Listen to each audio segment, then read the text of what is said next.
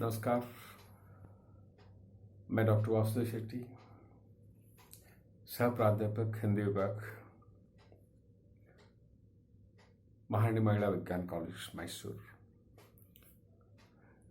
मैं इस समय प्रेमचंद द्वारा लिखित सवा शेर गेहूं इस कहानी पर चर्चा करना चाहता हूं।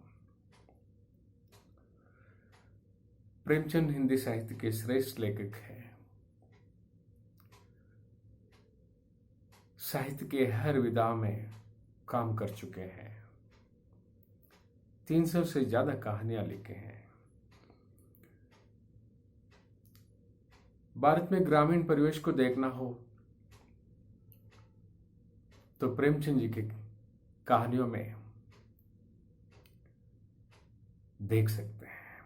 वहां की छोटी छोटी घटना, समस्या, जमींदारी प्रथा, सामाजिक समानता असमानता, जीवन की हर पहलू को देख सकते हैं।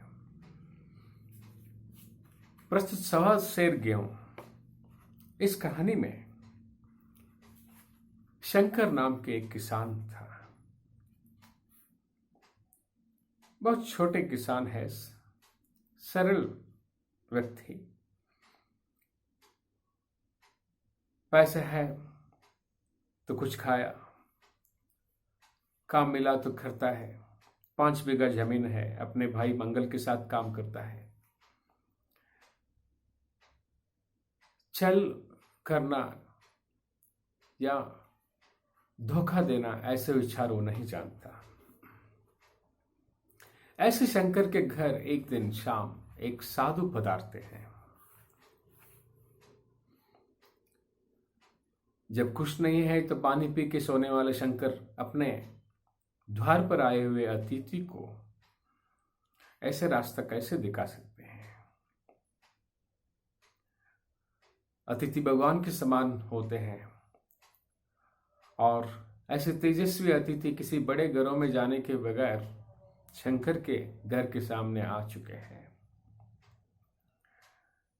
चेहरे पर ऐनक है, अच्छे कपड़े पहने हैं, खावी जो संतों की होती है, पैरों में कड़ाऊ,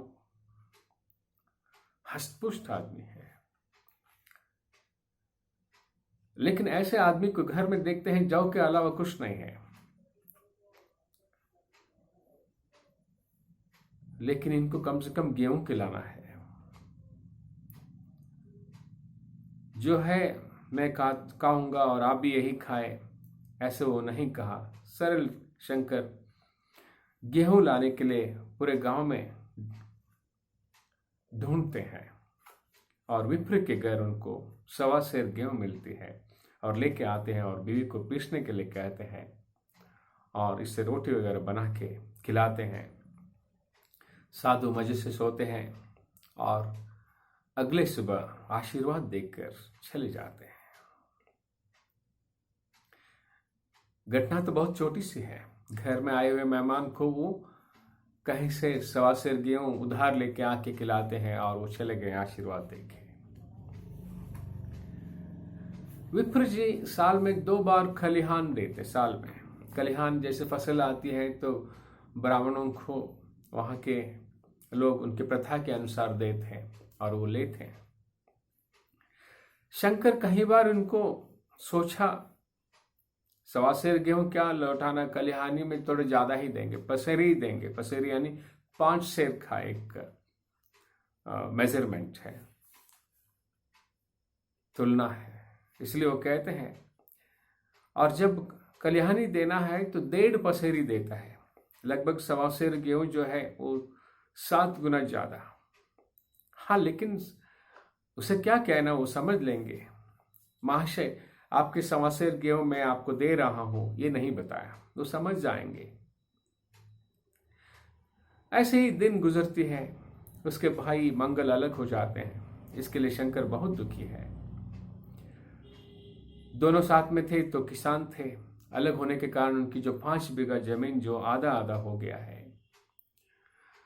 अब खेती करना तो केवल दिखावे के लिए करना हो गया है, उसे कोई फायदा नहीं हो सकती थी। और दिन चलाना हो, जीवन चलाना हो तो कहीं काम करना पड़ता था। जब वो अलग अलग छूले जले तो बहुत दुखी था। कई दिनों से काम करता था लेकिन उसको खाने पीने में कोई दिलचस्पी नहीं रहा, इसलिए उसकी तंदुरुस्ती थोड़ा बिगड़ गई। ऐसे ही साल साल गुजर गए। एक दिन विप्र जी जो 1.25 गेहूं दिए थे 7 साल, अभी 7 साल हो चुकी है। 7 साल के बाद कहते हैं, ठोकते हैं, डांटने के बराबर, क्यों भाई शंकर, कल आखिर के अपने बीज बैंक का हिसाब कर लो। मेरे यहाँ तेरे 5 मन गेहूं कब के बाकी पड़े हैं। जो 7 साल पहले जो 1.25 गेहूं लेके आए थे, अब वो 5 मन बन गया है।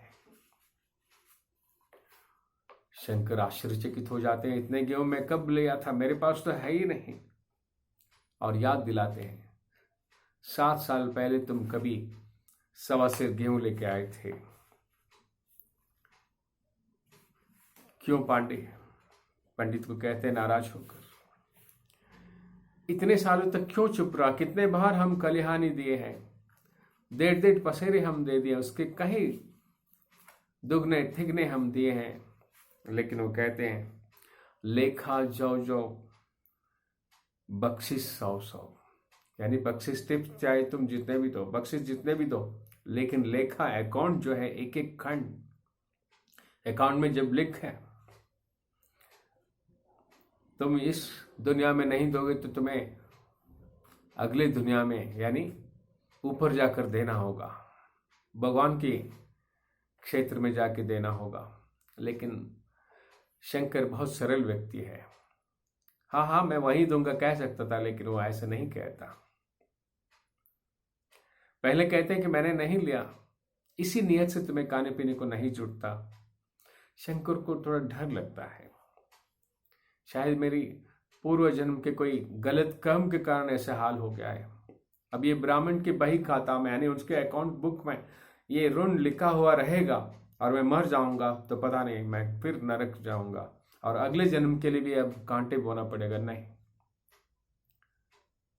हाँ पंडित, लेकिन वहां तुम्हें जवाब देना होगा। लेकिन पंडित कहते हैं, वहां साधु संत ऋषि मुनि सब मेरे रिश्तेदार हैं, मेरे ही पंथ के हैं, ऐसे वो कहते हैं। गेहूं नहीं दे सकते तो इस समय तुम गेहूं यदि नहीं दे सकते तो दस्तावेज लिख दो। दस्तावेज यानी अकाउंट, जो बॉन्ड पेपर वगैरह पेपर्स करते हैं, आके लिख दो। और लिखते हैं हिसाब जो मार्केट भाव से, बाजार भाव 5 शेर का है तो ये 5.25 शेर का लिखते हैं। जब देना ही है तो उसमें क्या चौका यानी उसमें आगे पीछे करना क्यों। हिसाब लगाया तो गेहूं के दाम 60 रुपये हो गए, चाहे कहीं भी जाके पूछ लो। और दस्तावेज लिखा गया और 3 सैकड़े यानी 3% इंटरेस्ट सूद, साल भर में न देने पर 2.5 रुपये का सैकड़े यानी और 2.5% एक्स्ट्रा देना होगा यदि साल में नहीं दिए तो। और 8 आने जो है स्टाम्प पेपर और ये तहरीर यानी पेपर्स बनाने के लिए भी, और 4 आने लेते हैं। तो इस तरह पंडित जो 7 साल पुराने 1.25 गेहूं को जो साधु के कारण वो उधार लिया था, तो आज उसका स्टैम्प पेपर में सब लिख लेते हैं। शंकर बहुत कोशिश करते हैं, 1 साल जी तोड़ मेहनत करते हैं। घर में खाना वगैरह बनाना जो है बिल्कुल कम करते हैं, केवल बेटे के लिए रोटी वगैरह बनाते हैं। जी तोड़ मेहनत करते हैं, कपड़ा भी इतने कम, न्यूनतम रेखा में जितना हो सकता उतना पहन लेते हैं, उपयोग करते हैं। और साल के अंत में 60 रुपए किसी तरह वो संग्रह करते हैं और पंडित के सामने रखते हैं, चरणों के सामने रखते हैं। पंडित जी, ये 60 रुपए इतना ही मिल सका और 15 रुपए इस वक्त नहीं है, आप इसे ले लीजिए। लेकिन पंडित बिल्कुल मानते नहीं, मैं ये रोग नहीं पालता, तुम चाहे तो रखो या लेके जाओ, लेकिन देना हो तो पूरा देना है। तुम 60 रुपए रखे जाओ या लेके जाओ, मुझे कोई फर्क नहीं पड़ता, मैं लेके आ जाऊंगा 15 रुपए, कहकर शंकर निकलता है। अगल बगल के लोग दुखी है, नाराज है पंडित जी के इस विचार पर, बर्ताव पर, लेकिन सामने कोई कह नहीं सकता क्योंकि उनको भी पंडित जी से काम पड़ता है। और यही नहीं, शंकर पंडित जी को जब कभी शगुन वगैरह पूछने के लिए आया था, जरूर कुछ ना कुछ दिया था। लेकिन अब उसको ऐसे हालत आ गई है, 15 रुपए देने के लिए लोग इनकार करते हैं। हालांकि शंकर अप्रामाणिक है ऐसा नहीं, शंकर प्रामाणिक है, लेकिन ये पंडित के शिकार है। इस तरह इनको मदद करना तो पंडित के शिकार के साथ व्यवहार करने के बराबर है। वो नाराज हो सकते हैं, इसलिए कोई नहीं देते। शंकर निराशा के कारण इतने सारे मेहनत करने के बावजूद भी केवल 60 रुपए ही मैं जुड़ पाया, यानी जोड़ सका।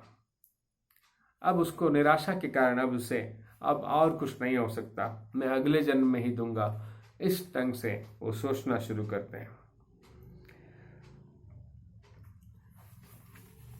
तो कुछ देने के बारे में नहीं सोचता। इतने दिनों से जी तोड़ मेहनत करके पैसे संग्रह करता था, लेकिन अब नहीं। जो आया तो खाया, जो पैसा आ गया तो तुरंत घर में खाने के लिए चीज लेके आया, अपने चिलम वगैरह।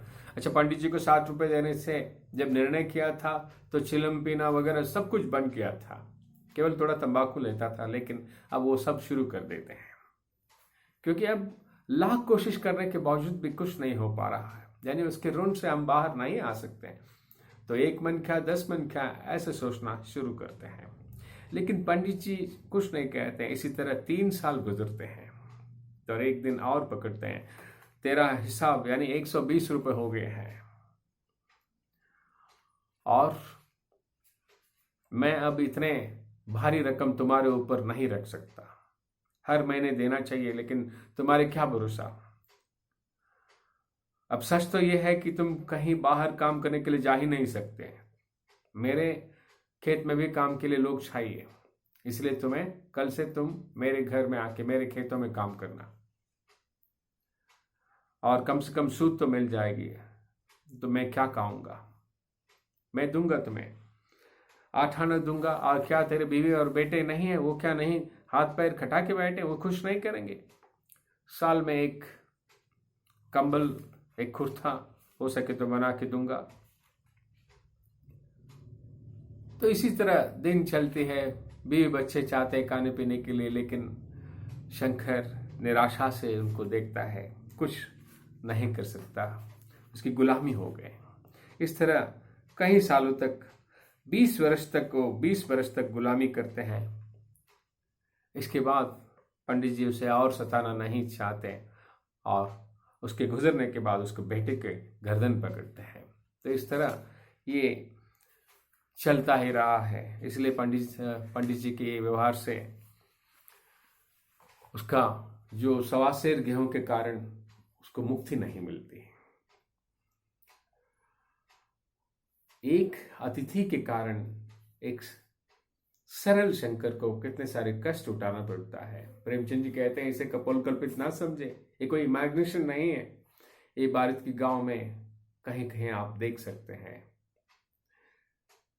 काफी सुंदर ढंग से वास्तविक रूप में प्रेमचंद शंकर और उसके परिवार और उस ग्रामीण परिवेश के पूरे वातावरण को चित्रित किए हैं।